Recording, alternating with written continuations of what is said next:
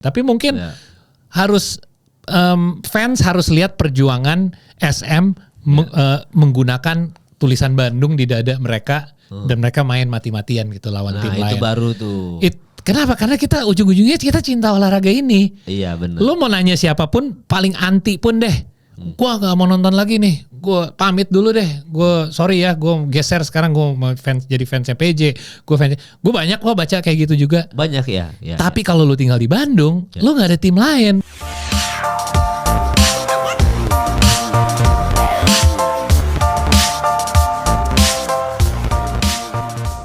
Buat yang nanya Rico masih izin ya. Ini dia masih ada kerjaan hari ini jadi tidak bisa hadir. Insya Allah minggu depan dia akan cerita soal Jamoran yang katanya ini hintnya sedikit ya. Ada masalah sedikit, ada trouble lah waktu di Manila. Cuma gua sama Paul nggak bisa cerita banyak. Biarin Rico yang cerita nanti Paul ya. Bukan cerita kita untuk kita nyampaikan. Iya. Itu cerita dia. Ceritanya dia soal trouble ini. Soal adalah pokoknya nanti ya, kita. Ya nggak trouble ini. juga lah. Tapi kejadian. Kenapa keadaannya seperti itu? Gitu. Ya, dan berhubungan sama bencana alam teman-teman. Ya, jadi bener. nanti kita pas minggu depan sama Force Rico, major berarti kita. Force major. Kan bete orangnya juga. Iya, tapi ini sedikit aja sebenarnya gue agak malas juga bahas ini ya karena menurut gue cukup sensitif sebenarnya pembahasannya. Cuma ini lumayan cukup viral. Satria Muda sekarang milik Bandung ya, bukan milik Jakarta lagi. Jakarta PJ berarti punya Jakarta tuh PJ ya, berarti udah PJ doang. Sama siapa lagi? Rans tuh pick ya. Maksudnya yang punya yang Jakarta regional kalau Jakarta. Rans kan Bogor.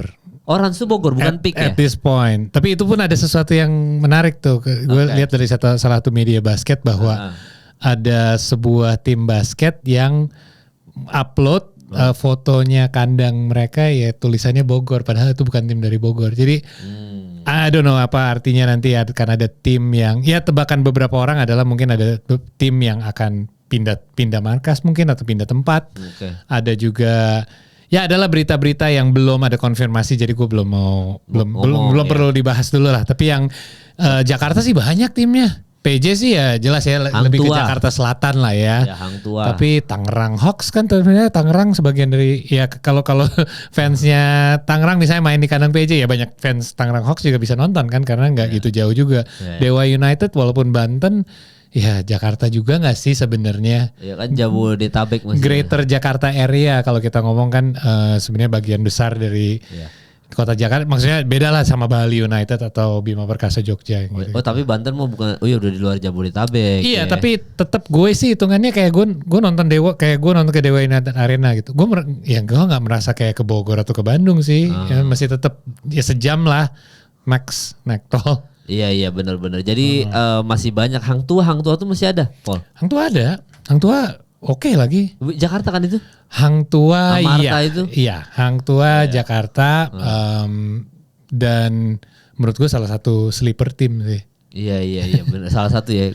Karena pelatihnya. Gue kagak paham sih IBL sih jujur. Tapi jadi mereka adalah tim yang bisa dibilang mungkin ada yang merasa nggak terlalu tahu tim ini banget bisa lihat tahun ini kok mereka kayak overachieve. Tapi kalau lo tahu timnya dan disiplin mereka dan pelatih kepalanya Coach Cacing lo bakal bukan Dennis Rodman ya The Worm tapi the other wormnya Indonesia dia tahu gua Coach Cacing sering kerja bareng gua. Iya. Dia tuh kayak dia sertifikasinya kan di Amerika kalau nggak salah. Iya. Dia sebelum musim mulai dan ini gue interview dia sama salah satu pemain lokalnya deh yang lebih muda, rookie atau tahun kedua. Ya basically gue wawancara dia tentang apa yang dia lakukan. Soalnya gue dengar ada gosip bahwa di awal musim cara dia seleksi pemain adalah dia membuat sebuah tes fisik. Ya ini tes fisik yang ada di Amerika yang sering digunakan juga. Dia menerapkan tes fisik ini terhadap pemain-pemain yang lolos akan masuk ke tim dia. Ya itu sebagian dari proses seleksinya. Dan dia bilang lu tahu berapa yang lolos? Gue lupa jawabannya 2 atau 3. Pokoknya dikit banget lah. Lu tahu yang lolos yang pertama kali gue terapkan itu kayak misalnya 3. Itu kan gak cukup buat satu tim gitu. Jadi dari situ dia sadar bahwa seluruh tim ini harus gue latih fisik lagi. Terus gue nanya kan sama pemainnya, gimana tuh off season kayak ini ibaratnya kayak pre-season training camp atau di NBA lo baru summer league baru mulai latihan. Terus dia karena wawancaranya pakai bahasa Inggris buat TV Inggris dia bilang It's hell man. Kayak ke neraka. Tapi dia bilang, tapi setelah itu, setelah kita udah mulai terbiasa, itu kita baru lihat benefitnya itu apa. Kayak kenapa mereka bisa overachieve musim kemarin ini, karena apa yang mereka kurang, dalam arti kayak kekurangan mereka di senjata lah ibaratnya, sebagai pemain yang berbakat atau pemain mahal atau apa, mereka make up dari disiplin sama physical mereka, defense mereka gitu, yang ini kayak ibaratnya lu nonton tim yang wow ini entertaining ditonton karena mereka mainnya keras selalu nonstop. Dan coachnya pun coach yang tipikal yang disiplin banget dan keras. Jadi peringkat berapa emang Paul? Hang Tuah kemarin. Kalau nggak salah mereka out di semifinal. Bukan semifinal, di ronde pertama ya? Oh ya dia semifinal. Masuk playoff berarti. Semifinal. Sorry. Oh emang sampai semifinal ya? Sama Dewa United deh kalau nggak salah. Bukannya lawan Rans tuh Dewa. PJ lawan Satria Muda, gitu kan? Iya itu udah semifinal, berarti sebelum masuk ke semifinal. Oh iya berarti. Berarti Hang Tuah masuk ya. Ya gitu. masuk playoff dan lumayan ngelawan. Kalau nggak salah kalau mereka lawannya Dewa, berarti mereka push Dewa ke 3 game. Gila. Iya. Soalnya itu bukan seri gue jadi rada lupa. Gue handle sebelah kiri bracket. Oh bracket. Siaran, gue siarannya sebelah kiri bracket, sebelah kanan bracket mereka di Hang Tuah. Lu West-nya ya, bukan? Iya gue West ibaratnya. Ya kan ada SM, ada PJ. Tapi yang juara East ya. Yang juara sayang East. Bukan Indiana Pacers yang juara, tapi itu dia. Tapi Oklahoma City Thunder. Tapi soal gimana soal tanggapan dikit aja kali ya. Masa soal Satria Muda sekarang milik Bandung. Impactnya apa nih buat bola basket kita nih? Banyak. Jadi gini deh. Karena ini topik lumayan ini ya, polarizing ya. Ibaratnya ada yang merasa ini kontroversial. Gue nggak akan kasih opini gue. Bahkan kita mungkin nggak akan motong-motong bagian dari obrolan bagian ini untuk kita taruh di sosmed. Kenapa? Karena nanti itu di luar konteks gitu. Gini deh, yang gue sharing sama lo, sama viewers kita adalah gue banyak ngobrol sama orang-orang yang ada sebagian yang boleh gue sebut namanya, ada sebagian yang mungkin sebaiknya gue jangan sebut namanya. Tapi orang-orang ibaratnya di industri basket lokal lah Indonesia. Ada beberapa orang kayak Ogi tuh, gue dengerin podcast lo karena gue udah tahu dia mungkin nonton juga ya sekarang. Gue nonton lah dia sharing opininya sama Ujo tentang kejadian ini gitu dan tanggapan dia. Ada yang gue lihat adalah gini, yang sering gue lihat di sosmed sekarang, yang diliput sama media basket, mau itu dari Main Basket, Halo Basket, all of this local basketball media, lebih cenderung ke negatif, tangkapan negatifnya. Gue ngerti, bukan hanya itu jadi cerita yang lebih menarik untuk orang klik dan baca. Ya kita sebagai manusia lebih cenderung tertarik untuk mendengar hal yang lebih negatif daripada positif. Tapi jangan salah. Ada banyak tanggapan orang-orang yang gue nggak mau sebut deh nama-namanya, tapi yang ada menunjukkan hal positifnya juga. Negatifnya jelas kita baca di mana-mana bahwa lo kayak ini tim yang Bandung hilang gitu aja, udah nggak ada tim lagi gitu. Tapi itu kan satu pandangan aja kan. Sementara fans di Jakarta pun merasa, ada sebagian yang merasa, yang SM Fanatics yang merasa gue tuh udah ikutin SM banget, gue ngerasa Britama Arena tuh our house gitu, terus tiba-tiba tim gue dibawa pergi pindah. Gue bisa ngerti dua-duanya. Banyak orang membandingkan Seattle Supersonics yang kita bahas sama Iril. Ibaratnya Seattle diambil, timnya dipindahin kota lain. Ya itu nggak apple to apple juga sih. Kenapa? Karena Bandung sebenarnya udah ada tim. Itu bukan Bandung, ada owner dari Bandung datang curi tim lu terus dibawa pergi, terus diganti nama. Bukan. Ini timnya justru di keep dengan sejarah yang ada. Ibaratnya kalau OKC ngambil Supersonics, dinamainnya Oklahoma City Supersonics. Dan kejuaraannya masih dihormati dan lain-lain karena timnya segala masih utuh gitu. Kayak ibaratnya ini tim yang sama. Warnanya hijau organisasi juga, yang sama. gitu ya. Tapi enggak, kalau OKC kan benar-benar organisasinya diambil. Ini bukan merger ya, seperti Ogi bilang. Ini bukan merger, ini akuisisi. Kalau lo ingat obrolan kita 2 episode yang lalu, ini salah satu situasi yang gue bilang bisa terjadi. Good at this time. Jadi ada yang DM, beberapa orang yang DM gue, bahas bang ini yang SM Prawira nih seru. Kita udah bahas ini. Bahkan salah satu perumpamaan yang gue bilang akan terjadi, bisa jadi terjadi, beneran terjadi. Soalnya at that time kalau lo ingat semua orang bilang, aduh Prawira dibawa ke Jakarta. Siapa juga yang bilang Prawira akan dibawa ke Jakarta? Kan at that time gue bilang ada kemungkinan juga, dan gue kalau sebagai orang businessman, gue mending keep tim basket di Bandung. Kenapa? Karena nggak ada saingannya dan ada pasar yang gede banget. Ada banyak pencinta basket di Bandung. Di mana di Jakarta seperti lo bilang ada banyak saingan. Ada selain Dewa sama Tangerang Hawks, tapi ada juga PJ, ada juga Hang Tua. Jadi secara bisnis it makes sense. Kenapa? Ini gue lupa gue bahas atau enggak, tapi gue kasih sedikit konteks ya. Temen gue yang emang ikutin Prawira lah, dia orang Bandung. Dia bilang tahun ini setelah tahun 2023 mereka juara ya. 2024 sampai ke 2025 ada penurunan secara kualitas experience nonton game secara live. Kalau lo nonton di streaming mungkin lo nggak terlalu perhatiin. Kalau lo datang ke Gor Citra, dia bilang gue bayar ratusan ribu untuk tiket. Ya mungkin bukan tiket yang paling murah juga, ratusan ribu. Gue bawa anak gue. Ekspektasinya ada sebuah experience. Lo nonton NBA lah, lo tahu lah experience-nya seperti apa. Gue pun nonton di kandang PJ, di kandang Dewa United yang Jakarta lah, SM. Gue tahu lah ada experience mana pas ada time out, ada half time, ada lempar kaos, ada Cannon yang lempar kaos gratis. Oh lu udah bahas tuh, iya benar. Udah pernah bahas ini kan? Iya, di episode dimana mereka nggak ada apa-apa sama sekali. Iya. Ini berarti ini sangat experience yang sangat minim untuk harga tiket yang menurut gue ya secara Lumayan pasar masih mahal. cukup mahal. Ya. Oke. Kan gue bilang secara bisnis ini make sense untuk ada tim yang ada modal juga. Gue gak bilang PT PBB gak ada modal, justru mereka ada modal. Ya, tapi mereka akuisisi tim ini, tapi mereka fokusnya di Persib kan. Itu statement yang keluar dari mereka kan. Kita mau fokus di Persib. Ya udah SM kita tahu SM tuh apa. Mereka sudah membuktikan untuk 12 kejuaraan dan berapa tahun bahwa secara tim, secara organisasi, manajemen, pelatih, plus marketing. Mereka semua udah bisa ngerangkum itu dengan sangat baik. Iya. Jadi kalau seandainya mereka bisa terapkan itu di Bandung dan misalnya Gor Citra dibikin lebih bagus lagi atau mungkin mereka ada stadion baru atau venue yang lain, mereka bisa marketing itu dengan benar, mereka presentasinya lebih bagus dari awal, ada show, ada lighting segala macam.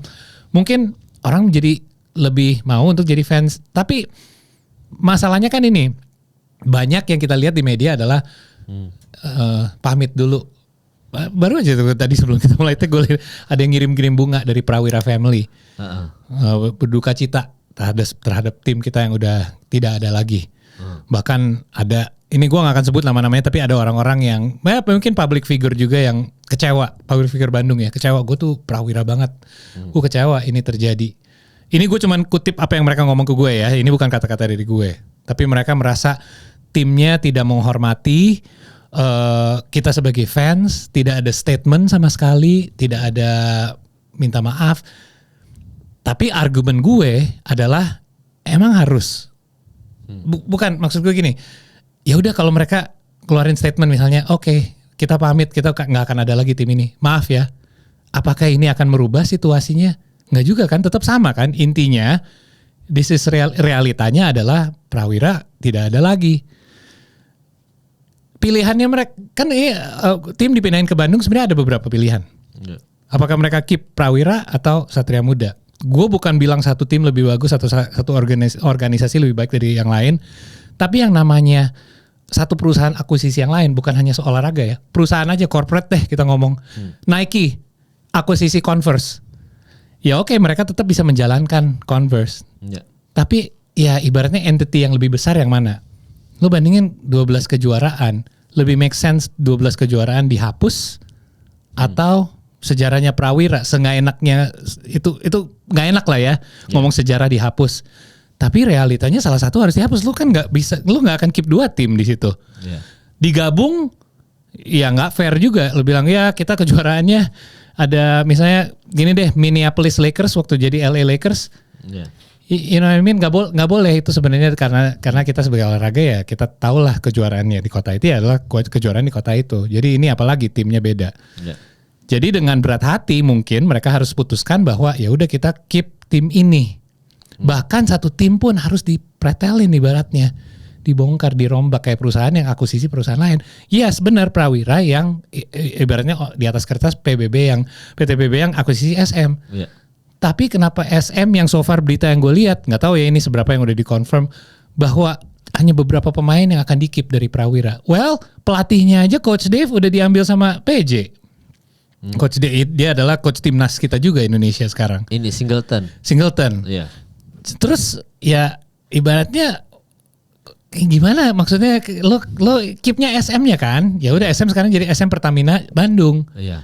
Nah, gue ngobrol sama beberapa orang lain lagi yang sebenarnya agak pro juga, yang sempat bilang ke gue agak seneng sih sebenarnya. Ya gue kenapa? Nah, gue ngobrol sama 2 orang deh. Gue ambil 2 contoh yang tadi gue bilang. Gue kenapa lo seneng? Ya karena buat gue ini ya. Dan gue ngomong ini gue harus hati-hati banget ngomongnya apa. Gue kasih NBA aja deh. NBA. Analogi NBA aja deh. Iya. Ibaratnya gue Toronto Raptors nih. Gue dibilangin, kita Raptors kita beli nih tim. Tapi Raptorsnya nggak akan ada lagi. Hah? Gue udah ikutin Raptors sudah 20 berapa tahun nih. Kejuaraan kita yang sama Kawhi, enggak, kita itu terhapus. Gue nggak akan pakai Lakers sebagai contoh karena itu terlalu gampang. Karena kita fansnya Lakers. Tapi kita dapetnya Boston Celtics. Damn. Gue pikir damn. Dengan historinya mereka ya. Dan awalnya mungkin gue sedih sih kayak fuck man, Toronto Raptors gue nggak ada lagi. Gue di situ gue masih kecil waktu ada tim itu, sampai gue udah dewasa, sampai gue ikutin tim itu, sampai pas jelek gue ikutin, sampai mereka juara gue ikutin, sampai jelek lagi. Terus sekarang lo hapus gitu aja sejarahnya, itu nggak ada lagi tuh championshipnya, udah nggak udah itu satu aja akan ada di history book sejarah, tapi that's it. Tapi kita dapat Boston Celtics, luka gue akan pelan-pelan diobatin kok dengan organisasi yang bersejarah seperti Boston Celtics. Dan gue ngomong ini sebagai fans Lakers ya. Gue kasih perumpamaan ini susah loh buat gue ngomong kayak gini. Apalagi karena contoh gue Boston Celtics. Nggak ikhlas sih gue kalau Raptors. Nah, kalau gue sih nggak ikhlas. Oke. Kenapa? Ya karena gue udah gue udah chip in ke Raptors, apa bahasanya? Lo investasi hidup investasi gue di emosi lo. Bahkan mungkin poster-poster di kamar gue ada poster-poster Raptors dengan logo Raptors, Vince Carter ngedang. Setuju. Terus tiba-tiba hilang aja gitu. Terus gue harus ganti semua poster gue dengan Boston Celtics. Gue nggak ikhlas ya. Oke. Ya as a sport fans Toronto ya. Toronto Celtics. Ya, ganti namanya ke kotanya. Ya, sama aja kayak Vancouver Raptors. Memphis Grizzlies. Iya, Memphis Grizzlies, Vancouver gitu kan. Vancouver Grizzlies ya. Yeah. Tapi gue merasa itu kan, tapi Grizzliesnya tetap di-keep kan as a Grizzlies gitu. Kayak Minneapolis Lakers, tetap Los Angeles Lakersnya tetap di-keep kan. Tapi ketika Raptors gue udah chip in ke situ, gue udah investasi perasaan gue ke situ, tiba-tiba diganti Celtics, gue nggak ikhlas sih. Ganti warna hijau, warna ungu purple. Kalau ini untung warnanya biru ya sama. Iya, sama-sama biru ya untungnya ya. Tapi kalau analoginya Raptors sama Celtics, gue mengganti itu ganti hijau, gue kayak something. Apalagi selama ini mungkin gue benci banget sama nih Celtics kan. Kayak gue pengen Celtics hancur, tiba-tiba kok jadi tim gue. Bener. Itu kan terjadi di SM juga, maksudnya pengen SM. Ada rivalitas. Iya. Ada rivalitas antara kota lah. Iya. Ada yang sampai sempat bilang kayak ibaratnya kalau Persib terus ngomongnya ke bola gitu, kasih perumpamaan bola. Beda lah, bola jauh banget. Kalau misalnya Persija nggak mungkin juga lah, itu haram untuk ngomong kayak gitu. Tapi ngomongin basket, ada sebuah rivalitas di situ. Bener. Jadi gue ada 2 conversation yang gue jalanin, dan 2 ini sangat kontras. Yang membuat gue yang buat gue sadar apa yang berbeda antara dua orang ini. Yang ngomong kayak lo ini ngomong hal yang sama persis, dan ini menggunakan emosi, menggunakan yang dia bilang pakai kata-kata sendiri, pakai hati. Gue ini pakai hati, gue udah pakai hati, memberi hati gue ke tim ini. Yang satu lagi gue nanya, lo tapi pakai hati nggak? Dia bilang enggak lah, ini olahraga. Ngapain gue pakai hati? Kan kita maunya apa? Kita maunya menang, kita maunya juara. Nah, selainnya lo mungkin owner atau lo ada investasi, tapi dia sebagai fans, dia mikir mungkin dari pandangan yang beda, perspektif. Gue jangan pakai emosi gue deh. Gue lihat apa yang the best untuk jalan kita ke depan.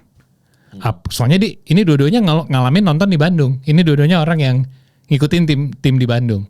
Ada satu yang merasa nggak terima, ada satu yang merasa ini jalan yang paling baik untuk kita perbaiki apa yang gue lihat semakin memburuk di 2 musim terakhir ini. Gitu. Jadi yang paling beda buat gue adalah emosi. Dan emosi itu sesuatu yang susah untuk kita pisah dari olahraga. Karena kita menggunakan emosi untuk nonton. Ini yang membuat kita bisa senang, bisa membuat kita, ada orang yang bisa sampai nangis. Ya bahagia sampai nangis pun bisa. Emosi itu sesuatu yang sangat membuat kita, kenapa kita cinta olahraga? karena dia bisa narik ke emosi kita ke situ. Iya. Tapi seandainya kita bisa memisahkan emosi kita dengan kebaikan tim, mungkin opini kita akan beda. Dan gue cuman sharing ini bukan dari opini gue sendiri, gue nggak akan sharing opini gue karena ini masih terlalu gue adalah opini gue tapi sama seperti lo, gue nggak ngerasa ini platformnya untuk kita share opini gue karena banyak orang yang udah melakukan hal itu online, sosial media. Kita bukan platform seperti itu yang membahas IBL sedalam itu. Tapi gue bisa sharing beberapa perspektif dari orang-orang yang menurut gue, lo sesama pecinta olahraga ini, bahkan lo home timnya ini, tapi kedua pandangan ini bisa sangat berbeda. Iya, soalnya Bandung itu udah berapa pergantian ya, Panasia. Dari Panasia ganti ke Prawira kan. Saya ingat gue Panasia Indosintek dulu tuh. Terus habis itu ganti ke ini kan. Jadi udah ada pergantian lah. Seingat gue juga Panasia tuh bukan biru seingat gue ya. Kalau salah gue lupa tuh Panasia Indosintek tuh merah apa gitu. Gue lupa apa. Gue ingatnya bukan biru aja seingat gue ya. Jadi udah ada pergantian lah dari Panasia ke Prawira gitu kan. Dan Prawira tuh juara kan. Jadi ketika juara kan vibes-nya kayak wah kita ngalahin PJ kan waktu itu ngalahin PJ ya. Ngalahin PJ jadi kayak kita ngalahin Jakarta gitu.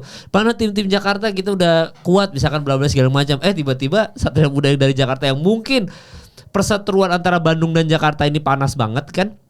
Kita tahu lah Persija pokoknya panas lah perseteruannya gitu, konfliknya. Tiba-tiba gabung jadi tim mereka. Gue sih kayak ya segampang kayak Persija jadi milik Bandung gitu. Misalkan ya, saya analoginya gitu ya, Persija jadi milik Bandung. Mungkin banyak orang yang emosi juga sih. Iya, maksudnya makanya gue ngerti perasaan itu. Makanya gue bilang wah kalau udah ada orang yang sempat bandingkan ke bola juga, tapi menurut gue beda lah. Iya, nggak apple to apple banget. Iya, kalau bola sampai ada nyawa udah pernah hilang. Ya udah beda lah. Kayak kalau basket, gue masih merasa masih ada harapan ini bisa diterima, tapi mungkin nggak langsung. Ya itu kenapa maksud gue kasih contoh Raptors Toronto Celtics. Karena seberat-beratnya itu, mungkin satu hari gue bisa menerima itu dan alasan kenapa itu harus terjadi. Kalau seandainya Toronto udah mulai menurun, gue nggak terima itu terjadi sekarang. Kalau Toronto masih ini, tapi gue lihat wah ini organisasi udah jelek semakin buruk nih. Air Canada Centernya kagak ada, butuh renovasi terus banget. Celticsnya udah juara gitu, mewakili we are Canadian misalkan gitu ya, misalkan akhirnya kan lama-lama makanya lulu juga, misalkan Boston Celticsnya mungkin orang awal-awal mogok nonton gitu ya, kagak mau nonton ke stadion, sepi stadionnya, mungkin nggak terlalu rame seperti Raptors gitu. Terus tiba-tiba masuk final, terus mereka juara, terus abis itu Tatum ngambil mikrofon terus dia bilang we are Canadian team. Ya mungkin mereka udah lulu juga pelan-pelan. Mungkin butuh waktu untuk pemain dan pelatih dan manajemen memenangkan hati orang Bandung lagi. Kayak kalau Bram enggak lah, Bram pernah di Prawira kan kalau nggak salah. Iya, gak sih? Iya. Kalau nggak salah ya, kalau gue salah. Si tahu itu sebelum zaman gue masuk ke IBL. Tapi kalau nggak salah, Bram pernah main di Prawira dan akhirnya pindah ke SM. Mungkin untuk orang kayak dia lebih gampang diterimanya. Tapi mungkin harus fans harus lihat perjuangan SM menggunakan tulisan Bandung di dada mereka dan mereka main mati-matian gitu lawan tim lain. Itu baru tuh. Kenapa? Karena kita ujung-ujungnya kita cinta olahraga ini. Iya benar. Lu mau nanya siapapun, paling anti pun deh. Gua gak mau nonton lagi nih. Gue pamit dulu deh. Gue sorry ya, gue geser sekarang gue mau jadi fansnya PJ. Gue banyak kok baca kayak gitu juga. Banyak ya. Tapi kalau lu tinggal di Bandung, lu nggak ada tim lain. Kalau SM banyak lah yang geser. Gue tiba-tiba jadi PJ Holic, boleh nggak? Atau nggak punya Jakarta, ya udah PJ Holic. Tapi kalau di Bandung, lo mau geser kemana? Bogor, Rans, ya silakan sih kalau mau. Tapi banyak orang yang merasa ini Bandung dan ini sekarang timnya kita mau nggak mau. Jadi dengan keadaan itu dan lu lihat tiba-tiba ada Yuda ada di tim itu misalnya Bu Yuda salah satu yang di keep lah, dia nama paling aman kayaknya untuk dipilih untuk di keep. Udah ada rumornya juga main sama Bram ini dimana kayak dari dulu impian kan kayak melihat mereka bukan di All Star Game dong tapi main di satu tim. Terus mereka mulai melihat mereka berjuang banget nih, fight big games. Waduh, tiba-tiba masuk ke playoff aja deh. Wow gila nih ini tim fight sampai masuk ke playoff demi kota kita. Itu yang mereka lama-lama akan mulai masuk ke kepala mereka kan. Mereka udah bukan melakukan ini di Britama Arena demi Jakarta Utara lagi. Ini sekarang untuk kita nih di Bandung. Ya gue ngerasa ya, gue orangnya lebih positif ya. Gue ngerasa satu hari mereka bisa pelan-pelan memenangkan hati pencinta basket di Bandung sih. Tapi yang kasihan yang suka ke Britama Arena ini yang udah merasa invest banget ke Satria Muda. Benar. Dan yang kasihan orang Kelapa Gading ini mah. Benar, tapi ya at the same time ada dua pilihan. Iya. Lu kalau emang suka timnya karena SM, dukung Bandung. Ya lu ya iya, why not? Ya. Hello orang Indonesia yang berapa yang jadi fansnya Lakers, OKC, Indian emang pada tinggal di sana? Enggak kan? Bisa lu dukung tim dari luar kota juga nggak apa-apa. Nonton dari rumah ya. Kalau lu emang suka pemain-pemain di tim ini dan lu nggak rela gitu, kayak gue nggak mau cheer untuk tim lain, gue emang suka tim ini, gue udah ngikutin dari dulu, nggak apa-apa lu masih tetap bisa cheers. Ada Wush sekarang. Lebih mahal sih pergi nonton tapi nggak apa-apa kan. Udah beli tiketnya sono mahal, naik bus lagi. Gopet Buset. sama 500.000. Ada streaming di IBL TV udah nonton aja. Ya gue cuma bilang ada banyak kemungkinan. Ya gaji UMR langsung habis bang katanya. Tapi gitu ya. Tapi intinya kita cuma bisa share soal di situ doang. Silakan komen di bawah aja soal pendapat kalian. Nanti mungkin di episode enggak sih kalau ada Rico kayaknya kita udah bahas Manila udah, ya. Dan ini udah dibahas kedua kali banyak pengulangan karena ada orang yang minta. Karena at the time gue bilang kan gue udah bahas ini, bilang iya bang tapi at that time gue kira kan kita masih statusnya masih rumor. Sejak kapan kalau kita ngomong belum tahu, kita peramal kan di sini. Iya makanya kita mau gila. Kita podcast bayangin aja semenjak Rico gue tuh pengen banget nongkrong sama Jamoran, ketemu kan dia. Kita mah podcast buset gue cerita podcast manifesting. Oke sih sampai 7 kan. Nah, ini mah podcast cenayang gitu. Tapi emang kita nggak duga Luka Doncic tapi kita udah duga juga sih Luka Doncic bakal tanda tangan kontrak extend sama Los Angeles Lakers ya 3 tahun.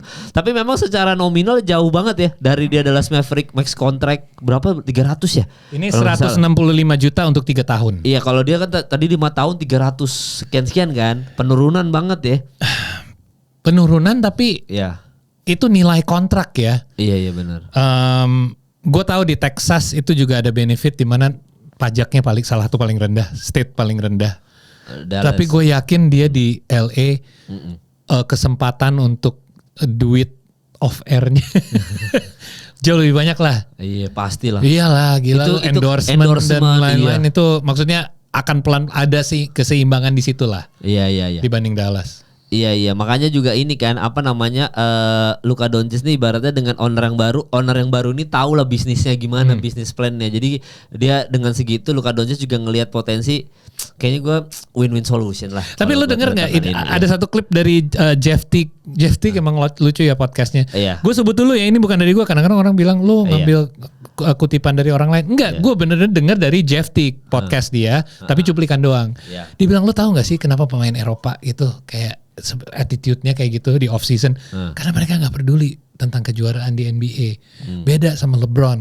Dia sebutin nama Bron. Dia bilang Bron, of course man, Bron care, everything is about championship. Dia bilang kalau pemain Eropa setelah mereka selesai karir, jadi mereka datang ke NBA itu untuk cuan doang. Gue mau kontrak sebesar mungkin untuk selama mungkin, dan setelah itu gue pulang. Ibaratnya mereka cuman kayak lo kerja ke luar negeri. Lu kerja ke luar negeri, lu cari duit sebanyak mungkin, ujungnya lu akan pulang. Dia tak denger ini dari Dennis Schroeder katanya.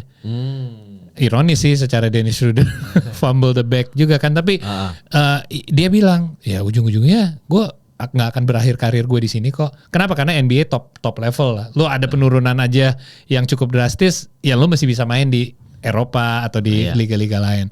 Jadi dia bilang pemain, jadi ngomongin Jokic, kenapa kayak mungkin buat Jokic dia nggak terlalu peduli kali tentang NBA Championship, lu sejarah lu di NBA itu di mana, ya mungkin bagi dia itu bukan hal yang prioritas dibanding kudanya menang. Kudanya di sana di Eropa. Dibandingin kudanya menang. Kenapa gue bahas ini sekarang? Gue lihat Luka sedikit beda. Kayak gue lihat dia waktu di bubble 2020 ya, waktu lawan Knicks ya. Di situ gue udah lihat Doncic tuh kayak keinginan untuk menang, gak kayak pemain Eropa yang lain. Iya, gue lihat Jokic juga adalah pas di playoff sama di final, Giannis. Tapi Doncic kayak sedikit sedikit westernized, sedikit Americanized ya. Dari sisi itunya kayak gue nggak yakin dia tuh nggak terlalu peduli kayak setelah dia udah selesai itu seperti apa. Apalagi sekarang dia dendeman pengen buktiin sesuatu bahwa dia pasti pengen juara banget sih. Jadi dengan kontrak yang dia terima ini katanya sih kalau dengan LeBron main misalnya 1 musim lagi dan misalnya setelah itu LeBron nggak ada di Lakers lagi, ini membuka cap space gede banget sih buat Lakers. Iya makanya jadi potensi Luka Doncic dapat superstar yang lain besar nih kalau nanti LeBron ya nggak di Lakers lagi ya. Bukan hanya mungkin dia pindah tapi mungkin dia udah nggak main lagi lah. Iya mungkin pensiun lah ya. Misalnya. Harapannya pensiun. Memang Luka Doncic ini kelihatan harapan banget. Rico sih. Harapan Rico dia pensiun. Kalau dia respect LeBron dia bilang kan ada video story-nya tuh yang LeBron lagi jalan di New York terus diteriakin lu tuh intinya lah lu tuh jauh dari Michael Jordan, Kobe Bryant, lu tuh nggak ada apa-apanya LeBron gitu. Terus kata Rico, gua walaupun benci LeBron tapi gue respect sama karirnya dia. Jadi nggak bisa lu teriak-teriak, lu nggak ada apa-apanya dibandingin MJ sama Kobe ya gitu. Lu yakin bisa. Yang teriak bukan Rico? Ternyata dia ada di New York. Tadi nutup-nutupin gini tapi dia Michael Jordan gitu. LeBron lagi Michael Jordan gitu. Tapi kan ya Luka Doncic bener kata lu tadi, ngelihat di antara pemain Eropa lain yang mungkin sekarang lagi liburan, lagi party di luar sana, mungkin datang ke ulang tahun Lamine Yamal mungkin ya kita nggak tahu, atau enggak even LeBron yang lagi dengerin Kendrick Lamar di party gitu sama sama Jeff Bezos. Gitu. Luka Doncic latihan gitu, maksudnya dia latihan bener-bener, dia udah lean banget badan dengan lagi latihan gitu. Jadi memang Luka Doncic ini rada mamba mentality juga. Gue lihat dari 2020 itulah yang dia kena ankle dan sering banget gue lihat dia ada cedera tipis tapi dia masih. Gue lihat pemain Eropa ini dia sama Giannis deh, yang ada mindset bahwa lebih Americanized deh, kayak kejuaraan tuh segalanya gitu untuk mereka. Gue ada ngelihat sedikit itu di mereka. Iya, jadi kita lihat ya kalau Luka Doncic ya, maksudnya Luka Doncic nih kita sebagai penggemar Lakers agak seneng nih dia ini perpanjang kontrak dan dengan redemption season lah. Tapi nggak heran kan lo dia perpanjang itu pastilah. Nggak mau kemana lagi? Mau kemana dia juga? Masa balik ke Atlanta? Enggak, dan dia dikasih welcoming yang sangat baik di LA gitu. Iya. Hollywood sign-nya dibalik jadi 77, kayak ada jalan ada mural kayak pasti dia happy lah disambut. Tapi nggak se-happy sepatu Jamoran sih, logo Nike-nya jadi J. Wah, itu Jamoran, wah ini dia gitu ya. Nah itu salah satu pertanyaan netizen juga di episode sebelumnya, karena dia bilang akhirnya podcast basket lagi dari Mas Jar 4 ya. Mantap Bang Kemal, lanjutkan. Nextnya bahas Doncic yang makin kurus badannya dong. Udah kita bahas ya sebenarnya ya. Cuma ini ada beberapa pertanyaan juga dari netizen, kita bacain ya. Bang Kemal, ini dari Yusuf Fans 27. Bang Kemal, next tema bahas tentang rivalitas dong. Sebagai fans NBA pengen sih lihat rivalitas selevel Ronaldo versus Messi tapi di basket. Kalau menurut Bang Kemal, apa yang harus dilakukan NBA dan media supaya menjadikan Luka dan SGA sebagai rival selevel Ronaldo dan Messi? Mumpung Luka dan SGA lagi masa prime-nya. Sayang banget kalau dilewatkan. Nah, Gak bisa sih. Gak bisa, gue lihat. Ini yang sering dimasalahkan dan gue nggak mau kayak kedenger kayak orang tua ngomong kayak gini, tapi ini memang fakta. Iya. Gara-gara AAU turnamen dan lain-lain dan gara-gara sosial media, ya pemain NBA terutama mereka semua main di satu liga ya, dan mereka semua udah kayak friendly banget lah. Nggak bisa lebih Ronaldo sama Messi. Gue lihat mereka saling nggak suka, kayak itu tanggapan gue doang ya. Kalau emang gue salah ternyata mereka best friend ya, mungkin gue salah. Semakin kesini kayaknya mereka semakin respect. Ini biasanya terjadi sama rival yang mungkin udah nggak di peaknya lagi. Mereka mungkin udah mulai bisa melihat ke ujung kayak wah nanti kedepannya kayaknya gue udah mulai akan menurun nih. Jadi kalau pas lagi di peaknya, gue yakin mereka best friend tuh pasti WA-an gitu. Enggak lah, mereka nggak suka kayak setiap kali Ballon d'Or salah satu dapet yang satu lagi pasti nggak happy dong kayak. Jadi untuk create rivalitas kayak gitu di NBA gue kayaknya sulit ya. Kecuali Luka Doncic sama Devin Booker itu kan sempat konflik itu doang, tapi itu pun ya udah, maksudnya Devin Booker nggak bisa nyaingin Luka Doncic. Nggak akan bisa di nama gede menurut gue. Iya, mungkin karena yang kecil-kecil. Iya, mungkin nama yang lebih ya yang lu lihat kayak Draymond Green sama Rudy Gobert. Ya saling nggak sukai ya ada something lah antara mereka. Tapi rivalitas antara top tier star kayaknya nggak bakal terjadi deh. Harus East sama West sih, nggak bisa kan kalau tadi dia bilang Luka Doncic SGA masih bisa. satu West nggak bisa kan. Rivalitas ini dari apa? Berdasarkan apa? Kalau Draymond Green bisa dibilang kebanyakan rivalitas dia nggak tentu terjadi di lapangan. Kan dia juga bikin podcast, dia ngomong. Kalau East versus West setahun mereka cuma ketemu 2 kali. Iya benar. Di kandang masing-masing. Kecuali yang East sering ganti-gantian back to back. Misalkan satu itu kalau rivalitas kayak dibentuk dari satu tim doang sih, Paul. Rivalitas terjadi biasanya di satu conference. Kenapa? Karena di playoff. Di playoff mereka sering ketemu. Di seri. Ya jadi misalkan let's say Lakers sering ketemu OKC misalkan gitu ya. Lakers ketemu OKC. Tahun depan ini OKC yang Lakers yang lolos. Tahun depannya lagi OKC ketemu lagi mereka di final. Nah, itu mulai rivalitas tuh. Apalagi di game yang kita bilang di seri mana yang di final lawan Indiana. Game ketiga, tim keempat udah mulai kasar nih. Kenapa? Karena mereka udah muak kayak anjing lu lagi, gue capek banget jagain lo kayak dan udah mulai ada dorongan-dorongan. Itu terjadi di game 3 dan 4. Gue lupa siapa yang bilang, Richard Jefferson deh. Kan dia yang broadcast. Dia bilang, I know this feeling, kayak kalau mereka kenapa dorong-dorong kayak gini, karena dia udah saling muak, udah ngeliat mukanya lu lagi, bukan kayak di musim reguler kan next day, next 2 days ketemu sama tim lain. Kalau ini ketemu orang yang sama lagi dan mungkin kemarin gue baru kalah sama lo. Kayak mulai ada feeling gak sukanya. Itu gak akan terjadi selainnya East sama West ketemu di final. Iya benar. Dan itu terjadi mungkin rivalitas Cavs sama Warriors kan, karena ya tahun ke tahun mereka lagi yang langganan final. Tapi lebih memungkinkan itu terjadi interconference. Dan karena East gak begitu kompetitif, gue gak ngelihat itu terjadi di East. Gue mungkin bisa melihat itu terjadi di West, di mana ya lebih seimbang lah, rekor-rekor juga semakin mirip. Kalau gue kebalik, Paul, gue kemungkinan besar yang bisa jadi rivalitas di East. Siapa? Yaitu Brunson, Haliburton, Jason Tatum, sama anggaplah Giannis, kita masukin Giannis. Tapi ini pemain muda, tapi antar pemain mudanya berarti justru menurut gue rivalitas itu terbentuk antara Brunson, Haliburton sama si Jason Tatum. Siapa yang jadi penjahatnya? Instigatornya siapa? Itu orang baik semua yang lo sebut? Ya Jalen Brown yang jahat. Gak mungkin Tatum, gak mungkin Haliburton. Dua-duanya senyum-senyum mulu, baik-baik mulu. Berarti kan Jalen Brunson penjahatnya. Gak mau kan. New York lagi kan big market, Apple, gini-gini kan. Gak, tapi itu yang kemungkinan besar berpotensi. Anggaplah Giannis kita gak usah ngomongin. Tapi antar pemain muda ini, misalkan let's say kita masukin Donovan Mitchell dari tahun depan gitu ya. Dengan rivalitas mereka berempat ini. Itu yang paling mungkin. Karena kalau kita ngomongin Western, Oke lah, ada Anthony Edwards misalkan ngomong, tapi Anthony Edwards paling mungkin bisa membangun rivalitas karena kan dia selalu Lakers in dia nggak takut untuk jadi penjahatnya. Iya, Lakers in 5 gitu, masih bisa dia ceng-cengin si Luka Doncic di lapangan, di tembak-tembak masih bisa lah, ada jamuran juga di situ kan, benar. Bisa bangun rivalitas. Tapi sebenarnya diam-diam yang silent assassin ini justru yang ini yang tiba-tiba saling bunuh satu sama lain. Haliburton tiba-tiba bunuh Tatum gitu. Pelan-pelan gitu, tiba-tiba Jalen Brunson bunuh Haliburton. Itu yang paling mungkin. Kalau yang superstar ini dia bisa create yang gampang sih, kayak Anthony Edwards, Lakers in 5.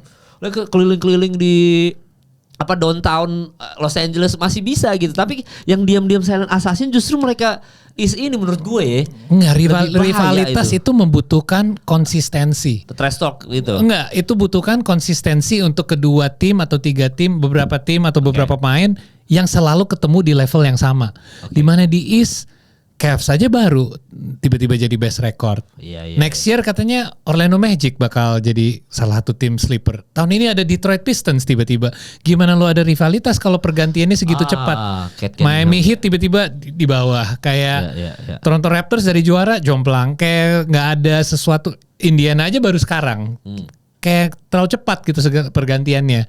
Dimana di West, Denver lagi nih, anjing ketemu mereka lagi. Ya kan, maksudnya itu tim-tim yang sama. Jadi efek gue muak ngeliat orang ini lagi tuh dan akan lebih ada di West menurut gue. Karena tim yang top tim ya langganan di atas dan ketemu lah di playoff lagi.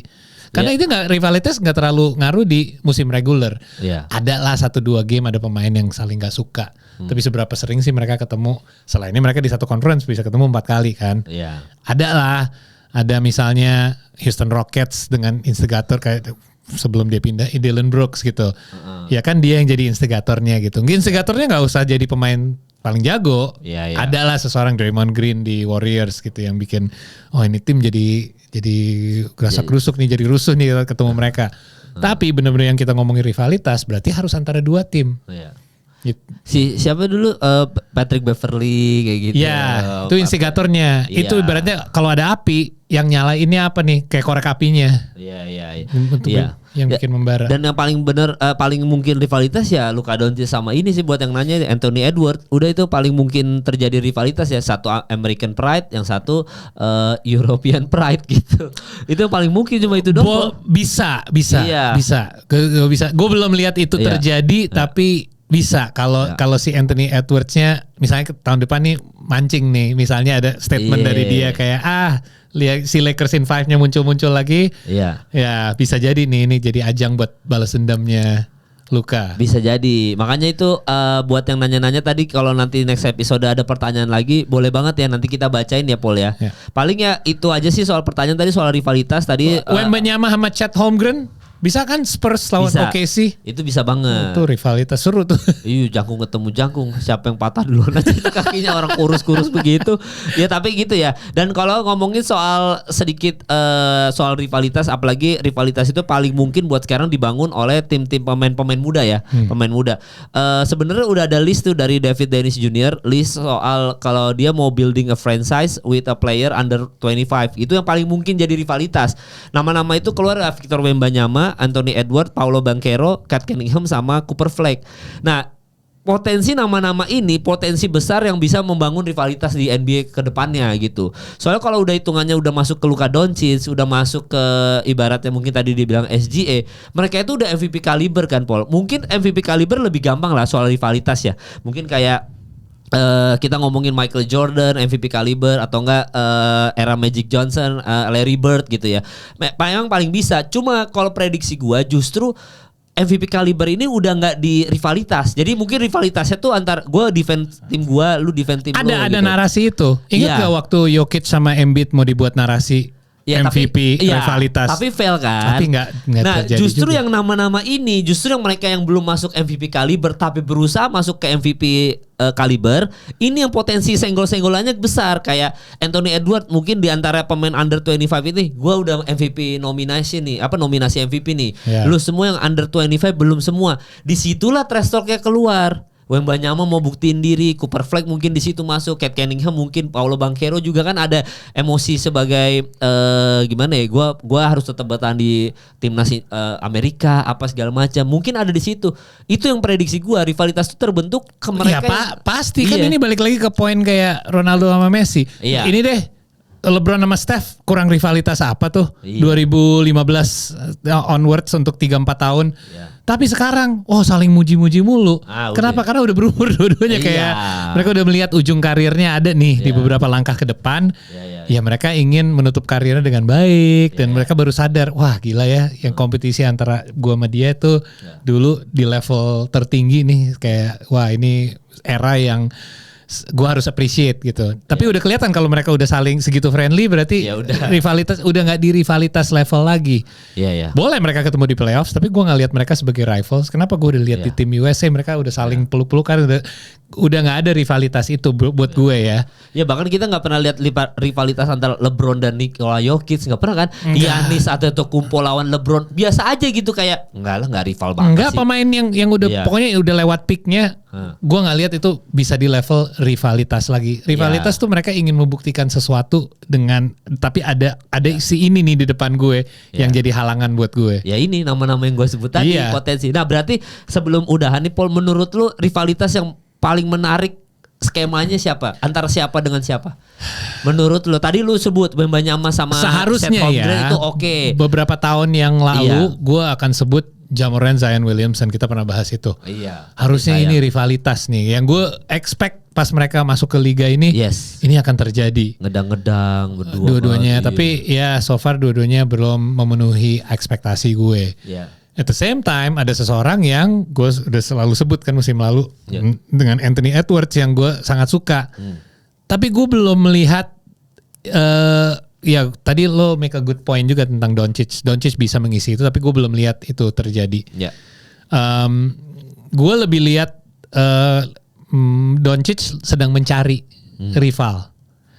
yang di playoff series yang dia masih ada Brunson, yang dia itu dia mencari rival tuh, dia kayak adalah dia nyolot-nyolotnya. Tapi belum ada yang bener-bener kayak menjadi rival dia sih. Rivalnya bartender sih lebih. Rivalnya Hookah. Gua harap sih itu dua bisa jadi rivalitas yang seru. Luka Doncic. Tapi at the same time berarti Minnesota Timberwolves harus jadi rivalnya LA Lakers. Apakah dua-dua itu bisa sebagus itu? Kayak yang rival yang harusnya terjadi adalah Clippers Lakers dong, karena dua-duanya share satu kota derby.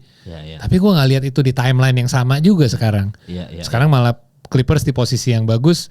Ya gue harap sih adalah rivalitas, kalau nggak antara pemain, antara tim. Kalau antara tim gue harap sih Lakers Clippers seru tuh kalau bisa terjadi. Iya ya, kalau lu gitu ya. Ya. Soalnya kalau gue prediksi gue sama Chad Wemby lah gue pengen. Iya, Chad Wemby tuh paling pecah sih menurut gue. Tapi kalau gue pribadi rivalitas yang paling make sense dan bakal seru banget untuk ditonton tuh Anthony Edwards sama SGA emang. Karena ini satu membela Amerika, satu bela Kanada. Jadi terusannya sampai timnas gitu, terusannya tuh sampai Olimpiade, sampai ke FIBA World Cup. Terlalu baik. Iya sebenarnya, tapi susah masih untuk bisa dipancing. untuk nggak apa-apa Anthony Edwards aja jadi villainnya sehingga emosinya keluar gitu. Maksudnya, toh juga SG ada beberapa kali yang dia dibilang free throw merchant, dia tetap angkat suara lah, maksudnya dia ngomongin soal free throw gitu-gitu. Menurut gue itu rivalitas yang mungkin ke depannya untuk 5 tahun ke depan lebih seru lah kita saksikan. Atau kalau di East bisa jadi Banchero Cunningham lah. Banchero Cunningham boleh. Soalnya dua-duanya tim juga tim muda yang so far menunjukkan bahwa mereka wah bisa jadi. Tapi Cunningham mukanya flat banget. Tapi ternyata dia membawa beban kayak gua mau buktiin sesuatu banget. Ternyata setelah ada statement keluar dari dia, lu nggak pada percaya sama kita sih, jadi ya kita mau buktiin diri. Nah dia, apalagi dia ngebawa Detroit Pistons ya, yang dimana Detroit Pistons nih pencinta basketnya besar banget gitu. Garis keras, Motor City, garis keras gitu kan. Coba Eminem. Celtics pindah ke situ, Detroit Celtics. Iya, bayangin Detroit aja. Ditolak. Waduh, tolak keras. jangan. Berantem jangan. Itu ada yang meninggal itu kayaknya. Bayangin ya Detroit itu butuh Eminem untuk manggil pemain gitu. Butuh saking cintanya gitu, Eminem aja nggak mungkin dukung yang tim lain gitu. Makanya kalau Detroit Pistons tiba-tiba dihilangkan, Boston Celtics pindah, itu Eminem juga protes sih. Lo tahu nggak kenapa ini? Gue bisa ngomong ini karena gue pernah ke Detroit. Lo pernah ke Detroit nggak? Belum, gue pengen banget tapi belum kesana. Lo nggak mau ke Detroit? Kenapa? Gak ada alasan untuk lo ke Detroit. Gue pengen ke kota Eminem, gila lo. There's nothing there man. Lo pernah ngobrol sama Iril kan? Iril bilang, ya gue pernah ke Oklahoma City, kayak gue sampai balik lebih cepat. Gue yakin itu akan terjadi di Detroit sih. Gue pernah ke Detroit, gue kan bisa nyebrang ke Michigan kan dari Toronto. Gue pernah ke sana nyetir sama temen-temen gue. Gak ada apa-apa. Gak ada, parah banget man. Karena dulu kan Motor City kan itu emang lumayan hidup sebagai industri, Ford kan di situ, industri mobil. Iya, Ford tapi kan dari sana, setelah seluruh dunia udah catch up, Toyota and Honda dan lain-lain, American cars udah nggak jadi raja lagi. Ya itu kota kan mati kan sebenarnya. Iya. Jadi kenapa mereka jadi garis keras fans basket? Nggak ada hiburan jadi kota itu, gue yakin. Bayangin waktu Lions lagi berjaya-jayanya nih sekarang, buset itu kota meledak itu. Detroit Lions sih kalau masuk Super Bowl kemarin tahun lalu tuh sayang gak gagal tuh. Kalau dia masuk Super Bowl Lions, wah meledak itu kota itu.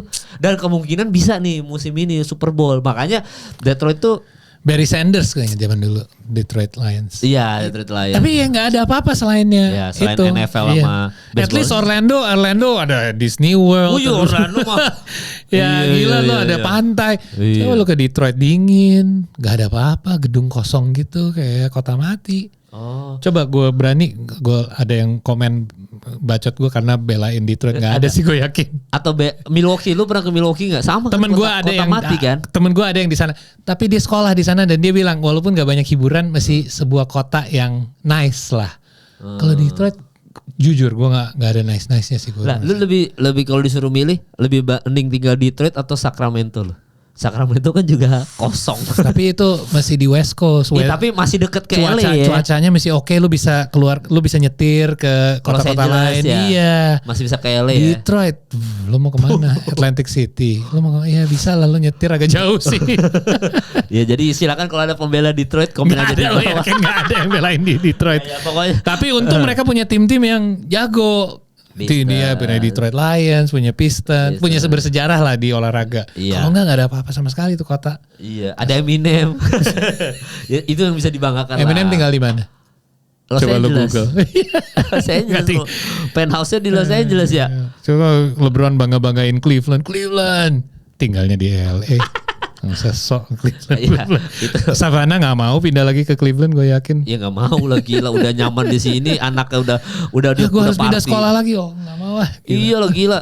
Nanti aku kalau ke rumah Jeff Bezos jauh kata Savannah. Aku mau hangout sama bininya. Savannah udah pedal sama teman-temannya di LA, lu suruh dia pindah ke Cleveland, Sama pedal udah Kendall Jenner pedal ya kan. Masuk pindah lagi. Jadi gitu ya. Jadi teman-teman buat episode kali ini silakan aja komen soal SM tadi. Nanti ada minggu depan ada Rico kita ya. Kita bahas soal Manila, Jamoran dan mungkin kalau ada pertanyaan silakan di kolom komentar nanti kita bacain. Jadi thank you udah nonton episode kali ini, sampai bertemu minggu depan.